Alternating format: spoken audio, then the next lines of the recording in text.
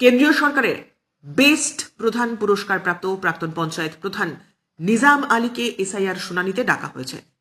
ইংরেজবাজার ব্লকের মিল্কি অঞ্চলের প্রাক্তন প্রধান নিজাম আলী শুনানি কেন্দ্রে হাজির হয়ে কমিশন এবং বিজেপির বিরুদ্ধে তীব্র ক্ষোভ উগরে দেন। তিনি অভিযোগ করেন, নির্বাচন কমিশন বিজেপির নির্দেশে সাধারণ মানুষকে, বিশেষ করে তৃণমূল সমর্থকদের বেছে বেছে হয়রানি করছে। 2018 থেকে 2023 সাল পর্যন্ত মিল্কি অঞ্চল প্রধান থাকাকালীন প্রধানমন্ত্রী আবাস যোজনায় বেস্ট প্রধান পুরস্কার পেয়েছিলেন। এদিন এই ঘটনায় অভিনব উদ্যোগ নিয়েছে তৃণমূলের পঞ্চায়েত সদস্য নিজাম আলী। কোন দলীয় কর্মী সভা বা জনসভা নয়, এসআইআর শুনানি কেন্দ্রের বাইরে বুথের ভোটারদের জন্য তিনি বিরিয়ানির আয়োজন করেন।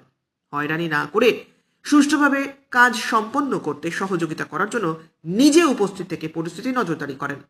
ভোটারদের সহায়তা করতে এই উদ্যোগ দেখে শাসক দল থেকে বিরোধীদের মধ্যেও প্রশংসার ঝড় বয়ে যাচ্ছে। 15 কিলোমিটার থেকে আসলাম, সকাল থেকে না খেয়ে দিয়ে আছি। এবার টাকা পয়সা কিছু নাই। প্রধান সাহেব বাচ্চুদা আমাদেরকে টিকিট করালো। আমার স্ত্রী ছিল মানুয়ারা খাতুন, আর এখন আছে মানুয়ারা বিবি। বাস, আচ্ছা, মানুয়ারা খাতুন আর মানুয়ারা বিবি, এর জন্য বাস এখানে কি করা হচ্ছে? এত সব বিজেপি আর চক্রান্ত ছিল। হেরিংয়ে আমাকেও ডাকা হয়েছে, তার সাথে সাথে আমাদের বুথে প্রায় অনেককে ডাকা হচ্ছে, এর আগেও ডাকা হয়েছে। আবার আমাদের সম্পূর্ণ তথ্য দিয়েছি, তারপরেও আজকে দেখেছে।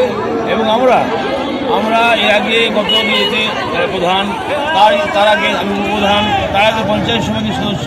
আমার পাসপোর্ট আছে, আমি মাধ্যমিক পাস সার্টিফিকেট আছে, এইচএস পাস সার্টিফিকেট আছে। এই সত্ত্বেও আমাদেরকে আবার হেয়ারিং ডাকছে। কেন ডেকেছে? কেন গেছে? পরিষ্কার লিখা কি আছে? Name mismatch. আচ্ছা, নেম মিসম্যাচ। আদার নাম তো আমার আব্দুল আজিজ। আপনি ওখানে করেছেন 1971 আজিজ। সেটা তো আপনাদের লোক, আমাদের তো ভুল না।